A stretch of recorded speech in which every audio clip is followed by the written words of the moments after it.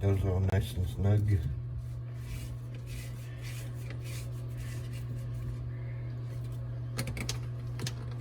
Pull this down, snug that up.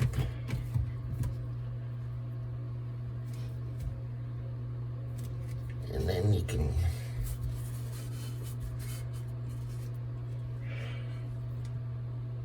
tighten everything up with your Cresent wrench.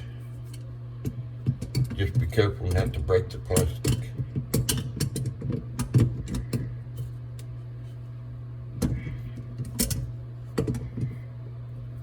They don't have to be over tightened, just snug them up nice, because you don't want anything leaking.